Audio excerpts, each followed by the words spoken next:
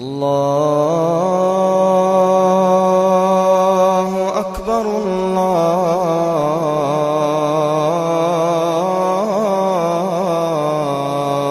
Akbar. Saya jawab dulu yang datang dari kita pagi ini.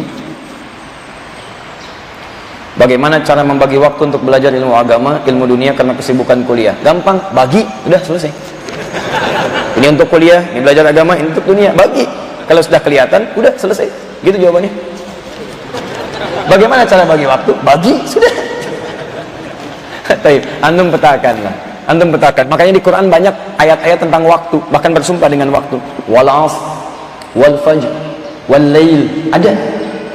Apa itu disebutkan untuk apa? Untuk memberikan gambaran pembagian waktu kepada kita. Cari untuk pemanfaatannya. Misal, ini nggak susah sebetulnya, nggak susah. Antum kuliah dari jam berapa sampai jam berapa? Sekian sampai sekian. Tapi antum ingin mencari akhirat, berarti di luar dari kuliah itu waktu akhirat antum. Cek, gampang kalau mencari waktu akhirat. Bagi waktu sholat. Pertama bagi dua dulu, siang dan malam. Inna fi khalqis samawati wal ardi waqtilafil laili wan nahar. Siang malam. Apa amalan malam, apa amalan siang? Bagi. Tayyib. Yang kedua lihat fungsi siang, fungsi malam. Wa ja'alna al-laila libasa wa ja'alna an-nahara ma'asha. Keluarkan Qur'annya. Siang beraktivitas, malam istirahat. Cukup untuk mengerjakan aktivitas yang lainnya. Perhatikan baik-baik. Jadi konsep Qur'annya, siang aktivitas, malam istirahat. Kalau antum tukar, malamnya beraktivitas, pasti siangnya istirahat. Pasti itu. Kalau antum ngambil waktu malam yang istirahat, pasti siangnya akan nuntut dia untuk istirahat. Silakan cek. Makanya Nabi nggak pernah begadang. Nggak pernah begadang beliau, kecuali ada perlunya. Betul, ada perlunya.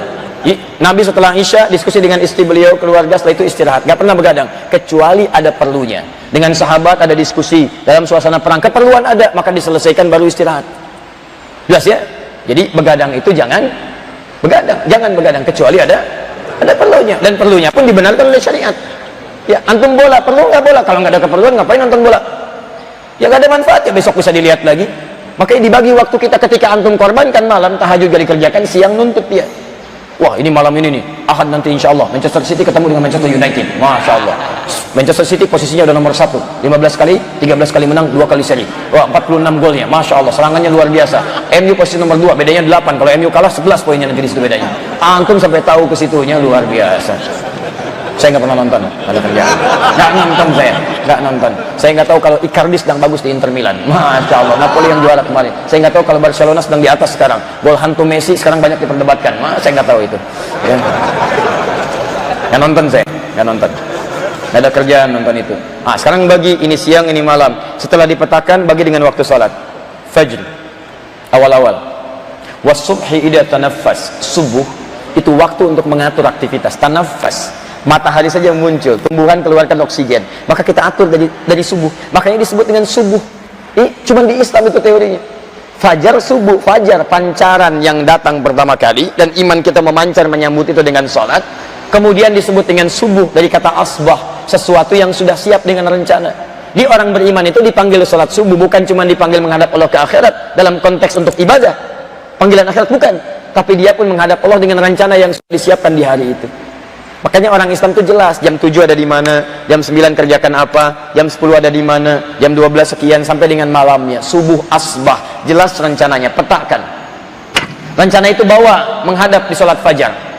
Karena saat sholat fajar disaksikan, bukan cuma Allah menyaksikan, malaikat menyaksikan.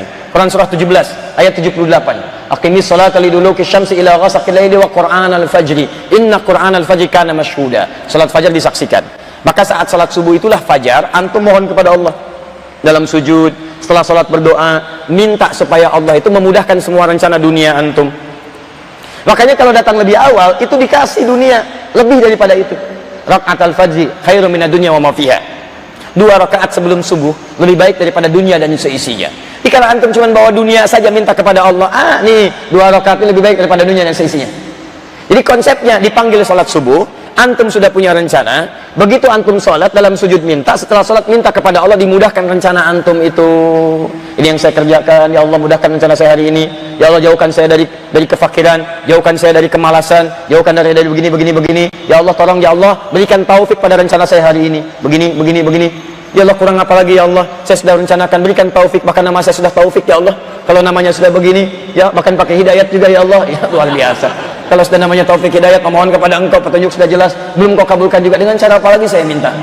Tolong kerjakan. Terus bikin pemetaan. Bikin. Hari ini kuliah, berarti di luar kuliah saya bisa kerjakan. Kuliah masuk jam berapa? Jam 7. Ada kesempatan syuruk. Syuruk sekarang jam 6 kurang seperempat, bisa. Syuruk saya dapat. Syuruk kan awal duha. Hadis At-Tirmidzi nomor hadis 586. Man shallal ghadat fil jama'ati, siapa yang salat subuh berjamaah atau fil masjid atau di masjid, tsumma yaqulu yadhkurullah, kemudian dia duduk berzikir kepada Allah. Zikir banyak. Bisa kalimat thayyibah, Quran surah 4 ayat 103. Bisa baca Quran surah 15 ayat yang ke-9. Bisa menghafal Quran surah ke-54 ayat 17, ayat 22, ayat 32, ayat ke-40. Bisa berdoa Quran surah ke-7 ayat 205. Bisa lewat ta'lim, kalimat zikir umum. Misalnya ya, Quran surah ke-3 Ali Imran ayat 191. Bisa menyebut Allah Quran surah ke-2 ayat 152. Bisa dengan apa saja. Sampai tiba fi bidayatul duha, awal duha. Awal duha disebut dengan syuruk. Tsumma yusalli rak'atain, kemudian dia salat 2 rakaat. Fakana alaihi ka ajri hajjin wa umratin. Dia dapat pahala senilai haji dan umrah. Kuliah jam 7, syuruk awal duha masih dapat, sholat, siap-siap berangkat, petakan berapa menit saya sampai ke kampus, kendaraannya apa, ada kendaraan mobil, motor atau kaki, lihat kita diberi kaki untuk berjalan ya, wa ibadur rahmanil ladzina yamshuna 'alal ardi hauna, Quran surah 25 ayat ke-69, jalan. Maka teman-teman petakan, saya di jalan ke kampus sampai jam sekian, berapa lampu merah? 3 lampu merah. Kalau saya pakai kendaraan berarti saya bisa berhenti di situ. Petakan. Oh, bagaimana caranya dunia plus akhirat? Begitu ada lampu merah, saya isi nih. Oh, ini 10 detik. Oh, ini 15 detik. Ini 30 detik. Lumayan. Ini 1 menit 60 detik. Berarti saya bisa mendengarkan ayat-ayat Quran. Yang 5 detik saya bacakan ayat yang pertama. 10 detik saya ulangi. 60 detik saya murajaah. Masya Allah. 3 lampu merah ke kampus dapat 1 ayat. Pulangnya diulang lagi. Setiap berangkat hafal 1 ayat. 30 kali berangkat 30 ayat. Selesai di kampus hafal Al-Quran. Cuman karena lampu merah. Masya Allah. Setelah itu foto di samping lampu merah, ceklik. Wah, simpan. Hari kiamat ya Allah, mudah-mudahan jadi saksi dari kiamat. Bawa lampu merah inilah, dengan wasilah ini Allah jadikan saya bisa menghafal Quran. Di dunia dapat, akhirat dapat. Jadilah kemudian antum wisuda sebagai penghafal Al-Quran plus lulus dengan sarjana yang luar biasa. Jurusannya desain grafis, tapi lulus dari situ, Masya Allah, desainnya sudah plus dengan desain Al-Quran. Masya Allah, itu luar biasa. Kenapa tidak petakan seperti itu? Makanya zuhur jelas, terang. Bukan jelas cuman hasilnya saja, evaluasi. Dari pagi sampai siang ada hasil nggak? Makanya para yang kuliah-kuliah ini jangan cuma dapat pelajaran saja. Sampai siang selesai belajar, coba cek paham nggak apa hasilnya belajar. Jangan-jangan tulis, simpan buat ujian, baca lagi. Nggak ada ilmunya. Di ilmu antum cuma sampai ujian aja, habis ujian hilang semua. Cek lagi siangnya, ada hasilnya enggak, evaluasi lagi, cross check. Makanya orang tua dulu, anak belajar, pulang ke rumah dicek lagi. Terus kita tuh punya bekal, buku ke rumah untuk buku latihan, ngecek ulang. Bahkan dulu Masya Allah kami masih mendapatkan itu, buku-buku evaluasi. Dicek lagi enggak, orang tua paraf dan sebagainya. Untuk memastikan ilmu itu ada, manhaj Quran, manhaj sholat. Tapi yang dicek bukan cuma dunia saja, akhirat juga mesti jelas. Ada ibadahnya enggak? Jelas gak ukuran akhiratnya? Kenapa? Karena cuman kalau ngejar dunia saja muncul asr nanti. Walas innal insana lafi khusr. Orang yang cuman ngejar urusan dunia, ingat dia menjalani waktu yang terus berputar. Dia bisa rugi di situ. Asar itu bukan sore. Asar itu setiap waktu yang dilalui. Maka diingatkan lewat salat asar. Alas, ingat, setiap waktu yang kamu lalui itu modal buat kamu. Dan tidak semua orang hidup bisa memanfaatkan modal dengan baik. Ada yang rugi. Apa kerugiannya? Masya Allah, illal ladzina amanu, dia tidak beriman. Gak beriman, rugi. Makanya antum kerjakan aktivitas dengan iman. Semua aktivitas yang dikerjakan dengan iman jadi ibadah, bentuknya amal soleh. Kuliah pakai iman, jalannya karena Allah untuk belajar, maka semua aktivitas antum jadi amal soleh. Makanya setelah kalimat iman, amal soleh. Illal ladzina amanu wa amilus solihat. Anda yang cuma kerja ke kantor, berangkat pulang, maaf, Anda rugi. Karena Anda tidak ada bedanya dengan tidak beriman, cuma dunia saja. Apalagi kantor yang sama, kerja di tempat yang sama, berangkat sama, gaji sama. Apa bedanya Anda dengan yang tidak beriman? Bedanya, wa amilus solihat, niatkan untuk mencari nafkah karena Allah. Cari yang halal, dapatkan posisi yang halal, yang terbaik. Setiap langkah Anda ada pahalanya di situ. Kalau Anda tidak kerjakan itu, akan datang waktunya Anda maghrib, tenggelam. Semua waktu akan ada di penghujungnya. Waktu penghidupan kita. Anda kembali memohon pada Allah dalam kebaikan. Setelah itu isya, ada asya, ada isya, itu beda. Dari kata ma'isya, hidup. Kalau asya, harokat masih di atas, masih beraktivitas. Setiap aktivitas yang ditarik harokatnya turunkan ke bawah, khafad, rendah, hilang. Isya, kehidupan berakhir. Setiap yang asya, yang hidup, semuanya pasti akan berakhir dengan isya. Mata kita akan tertutup, dan besok belum tentu kita akan hidup kembali. Bahkan Nabi mengajarkan istighfar sebelum tertidur, evaluasi diri, memohon kebaikan kepada Allah. Ingat, semua aktivitas kita ketika ditata, semua itu akan berakhir, kita tinggalkan. Dan dunia kita tinggalkan. Maka itu setiap yang meninggalkan dunia disebut telah meninggal dunia. Artinya semua yang di dunia ditinggalkan, gak ada yang dibawa. Ayo antum yang banggakan handphone sampai dipegang-pegang sampai kajian mau berakhir, itu akan ditinggalkan. Tinggalkan mas. Bagaimana handphone jadi ibadah? Betul. Ayo pakaian akan ditanggalkan dan ditinggalkan, rumah ditinggalkan.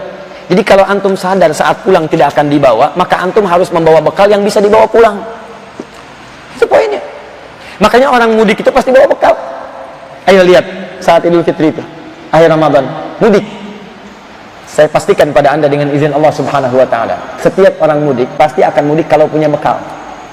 Hampir tidak ada orang mau mudik kalau nggak punya bekal. Kenapa mas nggak mudik? Nggak ada bekal Ustaz, nggak ada bekal. Tapi kalau ada bekal, Masya Allah, walaupun cuma motor kendaraannya, motornya bebek, bekalnya singa.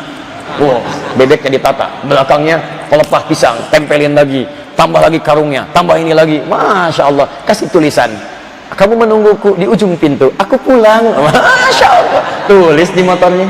Wih, luar biasa. Pulang dengan penuh kebahagiaan, tulis bahagia. Betapa jalan dilalui, keringat mengalir deras, tapi cintamu aku selalu tunggu. Pulang mudik kampung halamanku. Tulis bangga. Yang di rumah pun tahu mau pulang. Oh iya, siap-siap, cek makanan, kumpulkan, karena ada yang pulang. Bahkan hebatnya, yang tidak ada diada-adakan. Bahkan luar biasa terjadi, luarnya kongwan, dalamnya rangginang. Kongwan isinya rangginang. Luar biasa. Itu paling gak jelas tuh, toplesnya gak jelas, ininya dari negara ini, ininya ini, Masya Allah, isinya lokal. Luar biasa. Tapi bagus. Begitulah dunia saja saat mudik, ada bekal yang dikunjungi, senang. Apalagi akhirat, dunia yang sementara ada bekalnya, akhirat yang abadi masa gak ada bekalnya. Makanya ketika antum pulang, ada yang nyambut juga. Yang nyambut bukan orang biasa, bukan makhluk biasa, malaikat. Quran surah 13 ayat 23 sampai dengan 24. 24-nya Masya Allah disambut oleh malaikat. Di ujung ayat 23, wal malaikat yadkhulun min kulli babin, malaikat masuk dalam setiap pintu surga, menyambut orang yang masuk surga dan mengatakan salamun alaikum lima sabartum, selamat anda sabar dalam urusan dunia. Ayo pulang. Makanya cari bekal sampai ke isya. Setiap anda mau tidur, evaluasi bekalnya udah cukup belum. Saran saya, kalau anda masih terpikir berbuat maksiat, bayangkan seketika meninggal pada saat itu. Bayangkan meninggal. Anda pergi ke kantor hari ini misalnya, hari Senin, begitu masuk kantor disuruh tanda tangan proyek, gak jelas. Kalau anda ingin terjaga dari maksiat, bayangkan saat tanda tangan anda meninggal dunia. Ikut ta'lim tiap waktu, Masya Allah, kelihatannya bagus, sholat ini itu, meninggal dalam keadaan maksiat, apa nggak malu di hadapan Allah? Dan proyek itu anda akan tinggalkan dan jadi saksi bahwa anda pernah berbuat maksiat dengan itu. Ayo teman-teman, yang ingin ngambil jatah orang lain dalam sarapan, bayangkan begitu ngambil meninggal. Yang ingin pakai sendal orang lain, bayangkan anda akan meninggal. Yang senang mabuk-mabukan, bayangkan mabuk dalam keadaan meninggal, dan meninggal dalam keadaan mabuk.